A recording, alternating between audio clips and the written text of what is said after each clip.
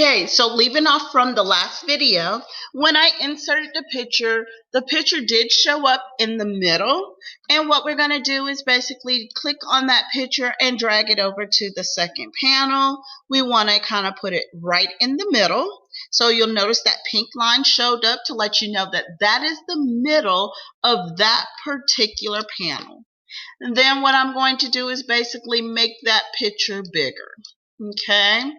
Yes, I can crop this picture to get some of this different name and everything out, and I'm going to show you how you can crop this picture so that basically the focus is on the picture. Okay, so I'm going to just bring it on down and get it in.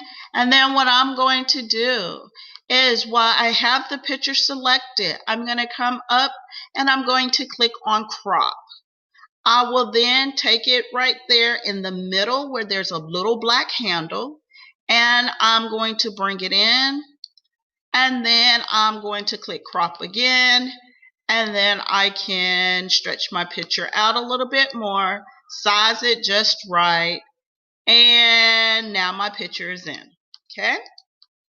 Now, you can format your picture as far as doing different things with the colors.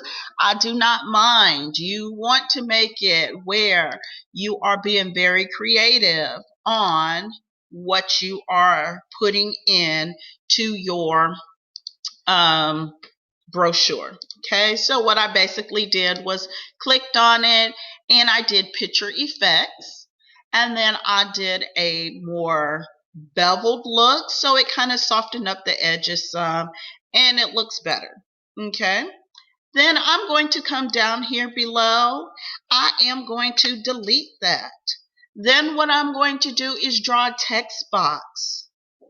I'm going to, inside of this text box, if you are looking at your handout, I'm going to put the statement that is in there. I'm going to change my font to be 12. And then I'm going to also change my font type. I'm going to then make sure I italicize it. And I'm going to basically type in what is on the handout. Okay? And yes, by the time you finish typing this, if you want to make it a little bit smaller, you can, or you can leave it at the 12 font. Everything that you are doing in desktop publishing and creating these different publications is about the way that it looks on paper, making sure that it is catchy to the eye. Okay, so once I finish this, I may notice that I can leave it like that, or I might want to bring it down a little bit. Okay, so then I will then add the rest of it.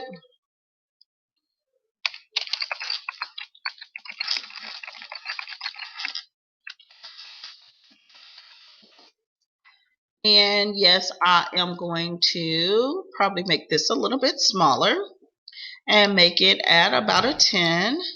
And then I do want it to be over to the left. Okay, so now we have basically completed that back side of our brochure. Next, I'm going to move into the middle of my brochure. Now with this, you will be deleting a lot of the stuff that is in here and then inserting or delete the words and then basically type in the different words that is in your handout. Okay.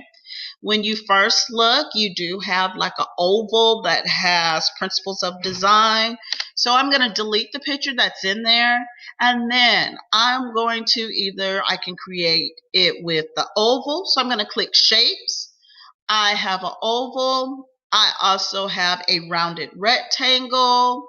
So just go through. You can pick which shape you would like. And as long as it's not a triangle, but you can pick your shape. You're going to basically click on it and then draw it in.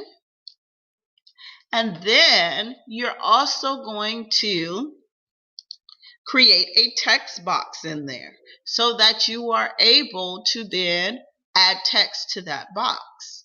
So what I'm going to do is I'm going to also click on, right in here, you have a box that is a text box.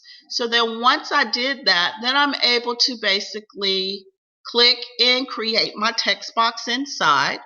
I'm going to go ahead and put principles of design. And again, you are able to use the font type and size that you would like, as long as it fits in there and as long as it is something that is catchy to the eye. Okay? So please be very creative in doing your different assignments. And again, if you create it and if it's too big, you can go ahead and play with the size that you have. You also want to make sure that you have it centered in the location that you're putting it in. Okay. Now for this shape, if I wanted to also have shape effects on this, I would be able to do that also. And then if I also wanted to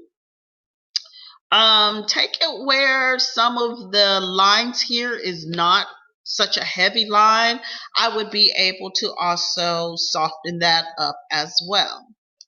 Okay, in order to soften that line or just make that line where it's not as thick, I'm going to come into the shape outline. I'll go to the weight of that line, and then I'm also able to choose it where it is not as thick and bold as it was. Okay. The next thing that we're going to do then is just pretty much continue typing in all of the information that's on your handout in the different sections that you see. So I've gone on ahead and I'm just showing you how you can delete the different information that is in there. Keep your different boxes so that you can go ahead and type. The other thing is making sure that when you are typing in your boxes, you want to make sure that you are taking out the different spacing in between your lines, okay? So it may mean that you have to come into the paragraph box and take out that 8-point after paragraphs and make it 0 so that you have enough space to type all of your information in. So make sure that you do change it to a 0 point or even a 1, but you want to make sure that you have enough of space to type so that you're not running outside of the box or running off to the edge. Okay?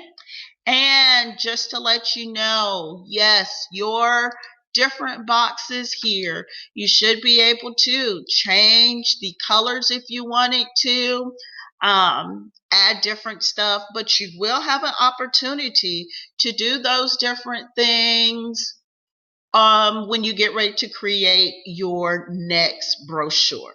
Okay, so if I wanted it light green, I could have it light green. If I didn't want that and selected no field, but on the bigger box, you want to make sure that you can take it off. You can have whatever color that you want. If you wanted it to be something else a little bit funkier, you could do that. Okay, so be creative in what you are doing and have fun creating your brochure. If you have any questions, just let me know, as I'll be coming around to help you while you are being creative. Thank you for listening. Make sure, as always, that any videos that I do put out there, that you listen to them, you follow step by step, so that it makes the assignment a lot easier to complete.